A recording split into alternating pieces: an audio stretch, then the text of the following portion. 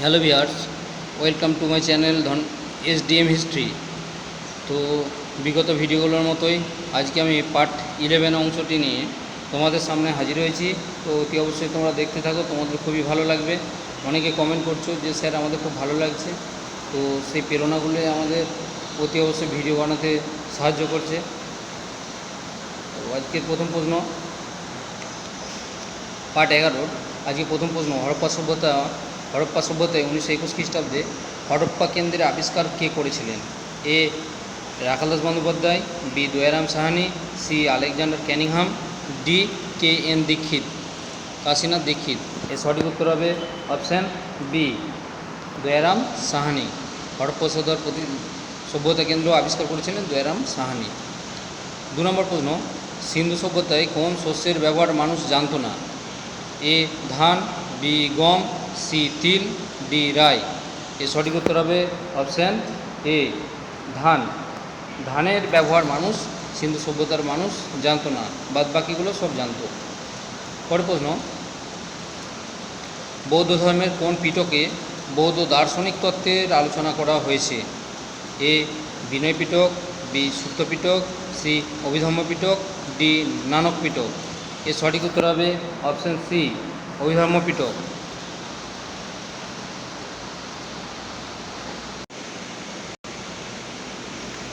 পরের প্রশ্ন, 4 নম্বর প্রশ্ন, গৌতম বুদ্ধের পূর্বজন্মের কাহিনী লিপিবদ্ধ আছে যে গ্রন্থে? এ জাতকে, বি বোধিসত্ত্বয়, সি পিটকে, ডি স্মৃতিগ্রন্থে। এর সঠিক উত্তর হবে অপশান এ, জাতক নামক গ্রন্থেতে গৌতম বুদ্ধের পূর্বজন্মের কাহিনী লিপিবদ্ধ আছে। পরের প্রশ্ন, জৈন ধর্মের প্রথম তীর্থঙ্কর কে ছিলেন? এ নেমিনাথ, বি মহাবীর, সি পরেশনাথ, ডি ঋষভনাথ। এর সঠিক উত্তর হবে অপশান ডি, ঋষভনাথ। পরের প্রশ্ন, বৌদ্ধ ও জৈন ধর্মের সমসাময়িক আর একটি ধর্মের নাম হলো আজীবিক। এই আজীবিক ধর্মের প্রতিষ্ঠাতা হলেন? A Moggali Tissa, B Makkhali Gosala, C Aranyadev, D Sthulabhadra. এর সঠিক উত্তর হবে অপশান বি, মোগলি গোসাল। পরের প্রশ্ন, ষোড়শ মহাজনপদের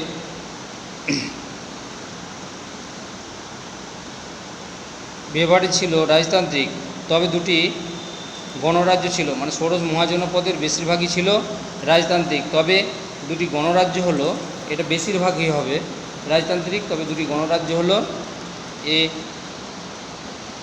Kashi Koshal, B Vajjimalla, C Chedivatsa, D Anga Banga. তাহলে দুটি গণরাজ্যের নাম হলো অপশান বি, বিজি এবং মল্ল ছিল গণরাজ্য।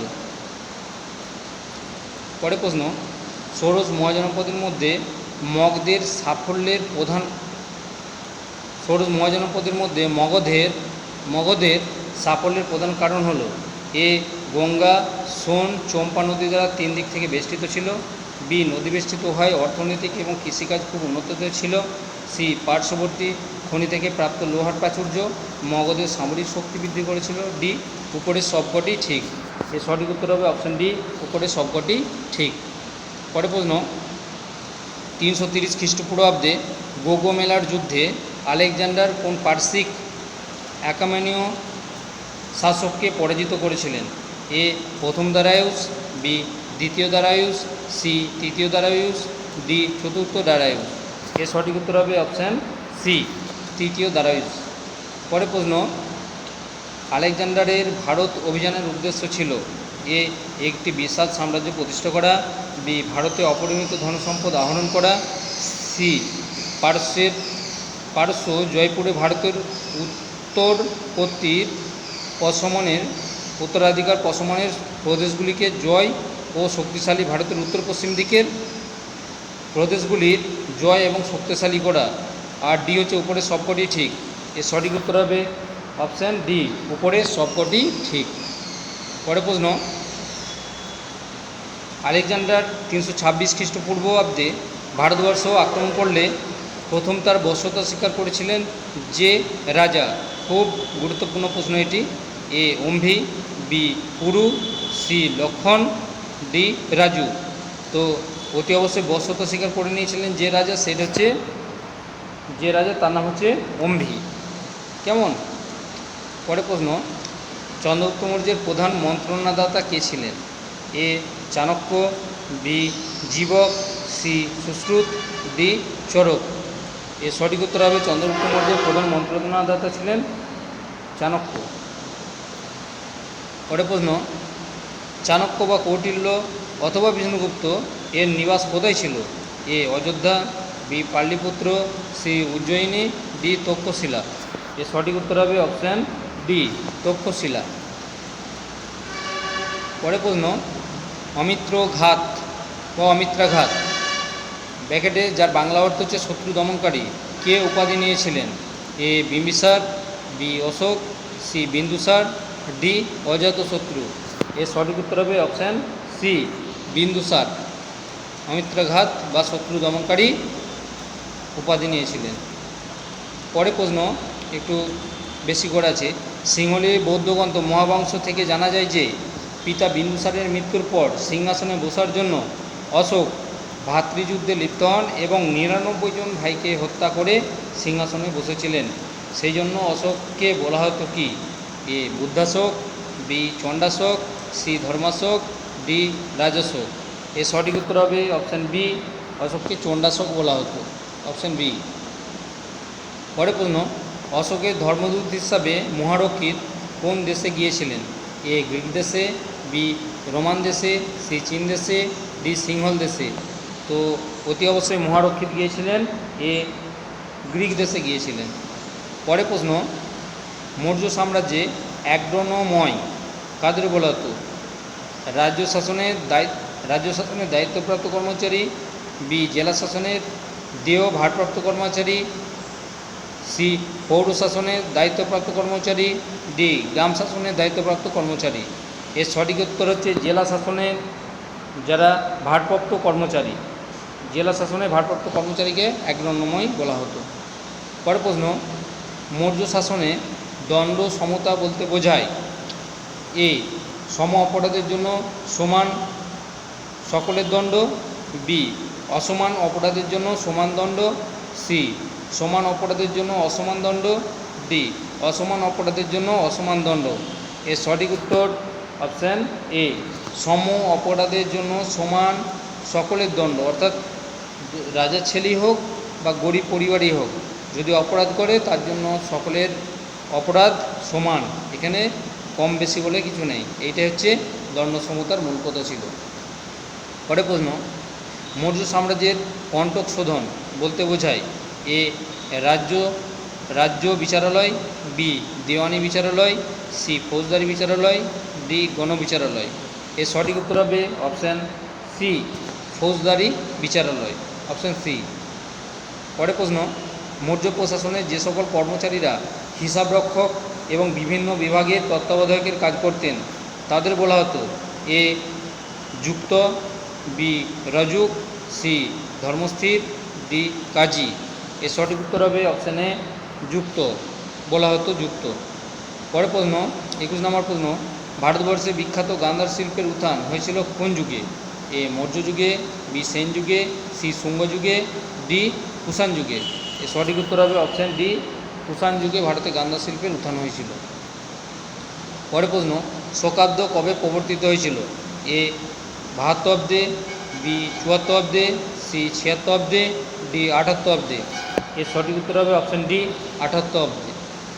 পরে প্রশ্ন, এলাহাবাদ প্রশস্তি কত লাইনে বিধৃত? এটা খুব কঠিন প্রশ্ন কিন্তু। এলাহাবাদ প্রশস্তির লাইন সংখ্যা কত ছিল? এ 22 লাইনে, বি 27 লাইনে, সি 33 লাইনে, ডি 37 লাইনে। তো বলে রাখি এলাহাবাদ প্রশস্তিটা সংস্কৃত ভাষাতে ছিল এবং এর লাইন সংখ্যা ছিল অপশান সি 33টা লাইন ছিল। পরে প্রশ্ন, ঐতিহাসিক ডক্টর গোয়াল এর মতে গুপ্তদের আদি বাসস্থান ছিল? এ এলাহাবাদ, বি দিল্লি আগ্রা, সি মগধ পাটলিপুত্র, আর ডি রাজপুতানা উদয়পুর। এর সঠিক উত্তর হবে অপশান এ। ঐতিহাসিক ডক্টর গোয়ালের মতে গুপ্তদের আদি বাসস্থান ছিল এলাহাবাদ সারনাথ। পরে প্রশ্ন, এলাহাবাদ প্রশস্তি থেকে জানতে পারা যায় যে সমুদ্রগুপ্ত দক্ষিণ ভারতে 12 জন রাজাকে পরাজিত করেছিলেন, ঠিক কথা। তাদের মধ্যে দেবরাষ্ট্রের কে ছিলেন, মানে দেবরাষ্ট্রের রাজা কে ছিলেন যাকে পরাজিত করেছিলেন? A Hastivarman, B Nilaraja, C Kubera, D Ugrasena. এর সঠিক উত্তর হবে অপশান সি কুবের। পরের প্রশ্ন, সমুদ্রগুপ্তের সাম্রাজ্য বিস্তারের প্রধান উদ্দেশ্য কী ছিল? এ একক শাসনাধীন ভারতভূমিকে রাজনৈতিকভাবে ঐক্যবদ্ধ করা, বি সারা ভারতে সুশাসন প্রবর্তন করা, সি ব্রাহ্মণ ধর্মের প্রসার ঘটানো, ডি উপরের সবকটি সঠিক। এর সঠিক উত্তর হবে অপশান ডি, উপরের সবকটি সঠিক। পরের প্রশ্ন, গুপ্ত সম্রাট দ্বিতীয় চন্দ্রগুপ্ত শক শাসক তৃতীয় রুদ্রসিংহকে পরাজিত করেছিলেন। এই তৃতীয় রুদ্রসিংহ কোন অঞ্চলের শাসক ছিলেন? এ গুজরাটের, বি মহারাষ্ট্রের, সি রাজস্থানের, ডি উত্তরপ্রদেশ। এর সঠিক উত্তর হবে অপশান এ গুজরাট কাথিয়াওয়াড়। গুজরাট এবং কাথিয়াওয়াড়ের শাসক ছিলেন তিনি। পরের প্রশ্ন, বাংলার প্রথম সার্বভৌম শাসক কে ছিলেন? A Devapala, B Shashanka, C Dharmapala, D Vijay Sen. এর সঠিক উত্তর হবে অপশান বি শশাঙ্ক, যার রাজধানী ছিল গৌড় এবং গৌড়ের শাসক ছিলেন তিনি এবং তার রাজধানী ছিল কর্ণসুবর্ণ বা রাঙামাটি। পরের প্রশ্ন, গুজরাটি কবি সোঢল কোন পাল রাজাকে উত্তর পথস্বামী বলে উল্লেখ করেছেন? এ ধর্মপালকে, বি দেবপালকে, সি প্রথম মহিপালকে, ডি গোপালকে। এর সঠিক উত্তর হবে অপশান এ ধর্মপালকে উত্তর পথস্বামী বলেছেন গুজরাটি কবি সোঢল। পরের প্রশ্ন, কৈবর্ত বিদ্রোহের কাহিনী আমরা কোন গ্রন্থ থেকে জানতে পারি? এ ধর্মচরিত, বি লক্ষণচরিত, সি রামচরিত, ডি হিন্দুচরিত। এর সঠিক উত্তর হবে অপশান সি রামচরিত, যেটা সন্ধ্যাকর নন্দী রচনা করেছিলেন। পরের প্রশ্ন, পাল যুগের বিখ্যাত একজন চিকিৎসক হলেন? A Chakrapani Datta, B Chakramani Datta, C Chakraguni Datta, D Chakrahari Datta. এর সঠিক উত্তর হবে অপশান এ চক্রপাণি দত্ত। পরের প্রশ্ন, গৌড়েশ্বর উপাধি গ্রহণ করেছিলেন কোন সেন রাজা? এ হেমন্ত সেন, বি সামন্ত সেন, সি বিজয় সেন, ডি লক্ষণ সেন। এর সঠিক উত্তর হবে অপশান ডি লক্ষণ সেন, তিনি গৌড়েশ্বর উপাধি গ্রহণ করেছিলেন। পরের প্রশ্ন, ফুতুয়া ও সালাতিন গ্রন্থের লেখক হলেন? এ মোহাম্মদ ইসামি, বি মিনহাজউদ্দিন সিরাজ, সি আমির খসরু, ডি মোহাম্মদ রুস্তম। এর সঠিক উত্তর হবে অপশান এ মোহাম্মদ ইসামি। পরের প্রশ্ন, সঙ্গম নামক ব্যক্তির পুত্ররা মানে হরিহর ও বুক্ষ কোন নদীর তীরে বিজয়নগর সাম্রাজ্য প্রতিষ্ঠা করেন?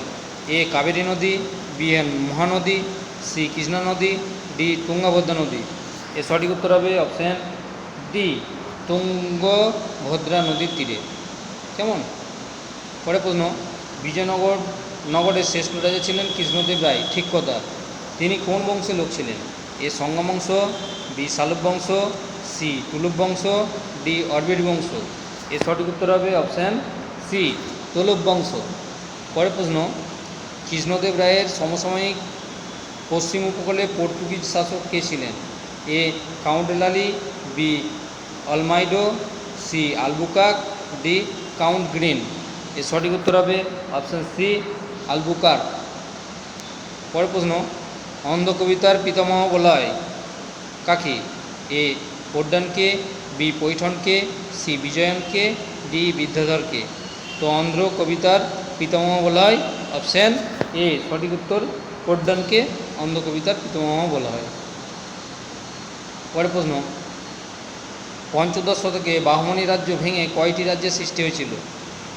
এ 3টি রাজ্য, বি 5টি রাজ্য, সি 7টি রাজ্য, ডি 9টি রাজ্য। তো এর সঠিক উত্তর হবে অপশান বি 5টি রাজ্য।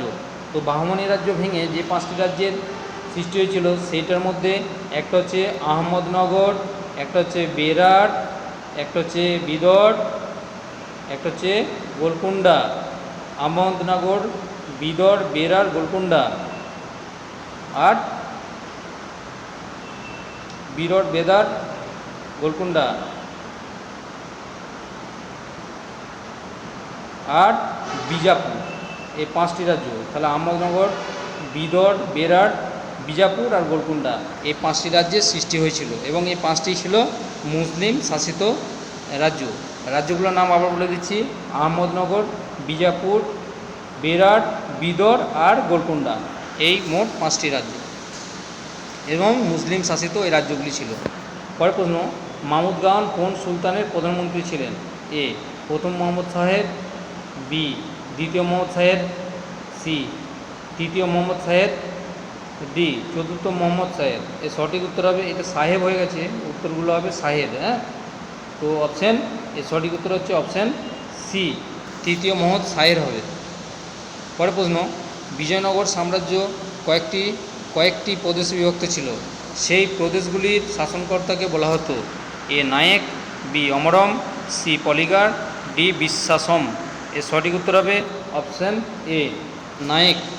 নায়েক প্রথা বিজয়নগর সাম্রাজ্যে প্রতিষ্ঠিত ছিল।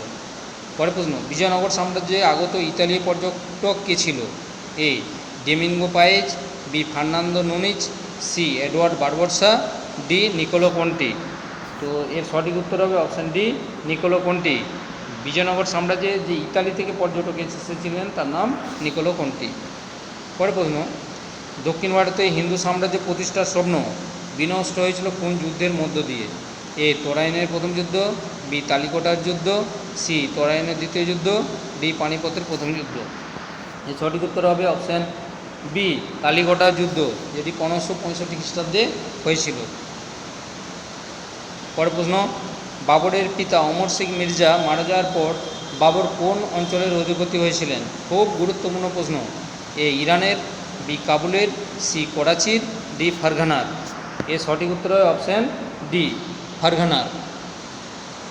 পরের প্রশ্ন: বাবর 1503 খ্রিস্টাব্দে আর্চিয়ানের যুদ্ধে কার কাছে পরাজিত হয়ে ফারঘানা ও সমরখন্দ হারিয়েছিলেন? A Cyrus, B Sarfaraz Khan, C Shaibani Khan, D Mohammad Murtaza. এর সঠিক উত্তর হবে অপশান সি, সাইবানি খাঁয়ের কাছে। পরের প্রশ্ন: বাবরকে ভারত আক্রমণে কে আমন্ত্রণ জানিয়েছিলেন? A Ibrahim Lodi, B Mohammad Lodi, C Sikandar Lodi, D Daulat Khan Lodi. তো বাবরকে ভারত আক্রমণে আমন্ত্রণ জানিয়েছিলেন তিনি হলেন, সঠিক উত্তর হচ্ছে অপশান ডি, দৌলত খাঁ লোদি। কেমন? এবং দৌলত খাঁ ছিলেন ইব্রাহিম লোদির খুড়তুতো কাকা। পরের প্রশ্ন: ভারতে তুলগুমা ও রুমি কৌশলের জনক কে ছিলেন? A Akbar, B Babur, C Humayun, D Sher Shah. এর সঠিক উত্তর হবে অপশান বি, বাবর। কারণ এই বাবর তুলগুমা আর রুমি কৌশলের মধ্য দিয়ে ভারতে তার প্রথম সাফল্য এসেছিল। তুলগুমা হচ্ছে একটা বিদ্যুৎ বেগে ঘোড়া ছুটে যাবে এবং শত্রুপক্ষকে ছত্রভঙ্গ করবে। আর রুমি কৌশল ছিল কি না, কৃত্রিম প্রাচীর তৈরি। তাতে কী দিয়ে করবে না, যে সমস্ত ঘোড়ার গাড়ি ছিল বা উটের গাড়ি ছিল বা যে সমস্ত জিনিস তারা ব্যবহার করবে সেগুলো সামনে একটা কৃত্রিম একটা সীমারেখা তৈরি করে উঁচু একটা বাংকার তৈরি করতো, শত্রুপক্ষ সরাসরি সেখানে অ্যাটাক করতে পারবে না। এটা ছিল রুমি কৌশল। পরে 1527 খ্রিস্টাব্দে বাবরের সঙ্গে খানওয়ার যুদ্ধ হয়েছিল কাদের? এটা খাওয়ার হয়ে গেছে, খানওয়ার হবে। হ্যাঁ, 1527 খ্রিস্টাব্দে বাবরের সঙ্গে খানওয়ার যুদ্ধ হয়েছিল কার? এ রানা সংগ্রাম সিংয়ের, বি রানা অমর সিংয়ের, সি রানা প্রতাপ সিংয়ের, ডি রানা মান সিংয়ের। এর সঠিক উত্তর হবে অপশান এ, রানা সংগ্রাম সিংয়ের, অপশান এ।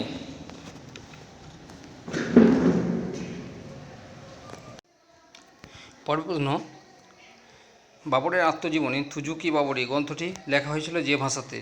এ আরবি ভাষাতে, বি ফার্সি ভাষাতে, সি তুর্কি ভাষাতে, ডি হিন্দি ভাষাতে। এই প্রশ্নটা খুবই গুরুত্বপূর্ণ প্রশ্ন। অপশান সি হচ্ছে সঠিক উত্তর, তুর্কি ভাষাতে। পরের প্রশ্ন: সুরজগড়ের যুদ্ধে শেরশাহের সঙ্গে জালাল খাঁ মাহমুদ খাঁয়ের যুদ্ধটি হয়েছিল। সুরজগড়ের যুদ্ধ শেরশাহের সঙ্গে বা শের খাঁয়ের সঙ্গে জালাল খাঁ এবং মাহমুদ খাঁয়ের হয়েছিল কবে? 1532 খ্রিস্টাব্দে, বি 1534 খ্রিস্টাব্দে, সি 1536 খ্রিস্টাব্দে, ডি 1538 খ্রিস্টাব্দে। এর সঠিক উত্তর হচ্ছে অপশান বি 1534। এটা খুব কঠিন প্রশ্ন, অতি অবশ্যই তোমরা মনে রাখবে। সুরজগড়ের যুদ্ধটা 1534 খ্রিস্টাব্দে হয়েছিল। কাদের মধ্যে? না শেরশাহের সঙ্গে জালাল খাঁ এবং মাহমুদ খাঁর মধ্যে হয়েছিল। পরের প্রশ্ন: শেরশাহ তার সাম্রাজ্যকে মোট কতগুলি সরকারে বিভক্ত করেছিলেন? এ 17টি, বি 23টি, সি 37টি, ডি 47টি। এর সঠিক উত্তর হবে অপশন ডি 47টি সরকারে বিভক্ত করেছিল শেরশাহ তার সাম্রাজ্যকে। পরের প্রশ্ন, আকবরের সময় মোগল সাম্রাজ্য মোট কতগুলি প্রদেশে বা সুবাহতে বিভক্ত ছিল?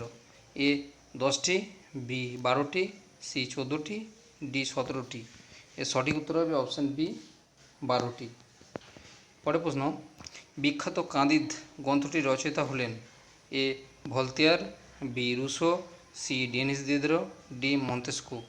এর সঠিক উত্তর হবে অপশান এ ভলতেয়ার।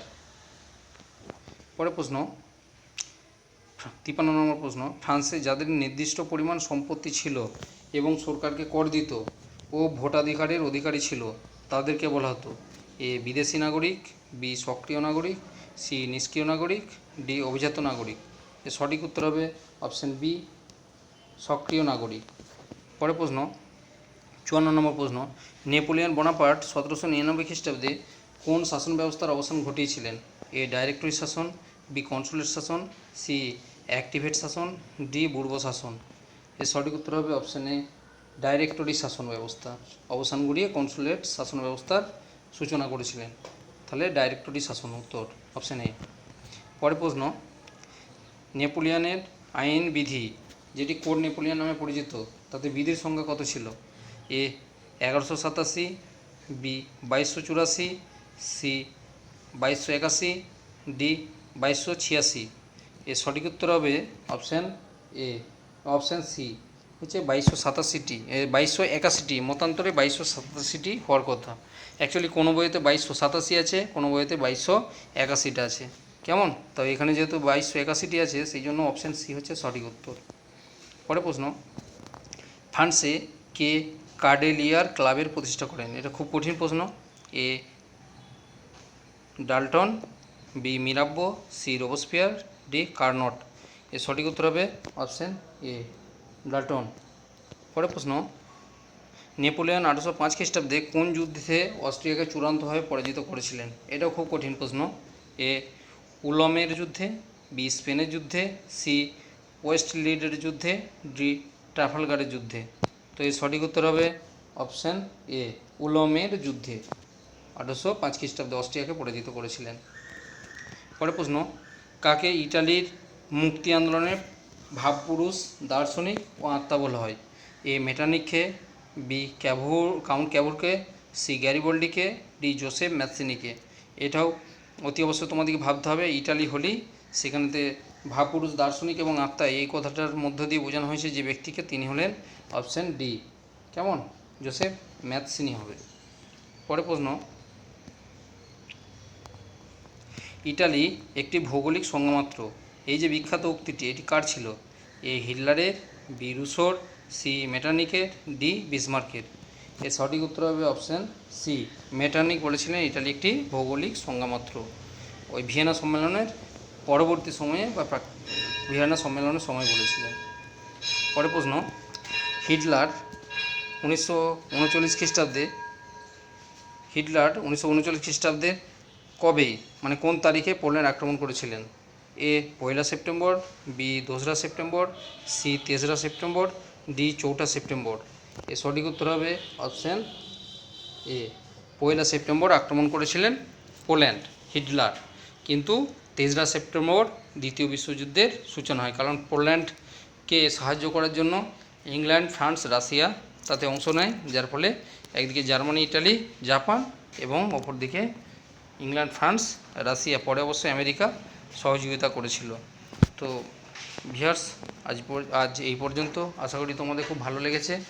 তো তোমরা অতি অবশ্যই আমার ভিডিওগুলো দেখবে, অবশ্যই লাইক দিবে এবং বন্ধুদের মধ্যে বেশি বেশি শেয়ার করবে, প্রয়োজনে তোমরা চাইলে সাবস্ক্রাইব করবে।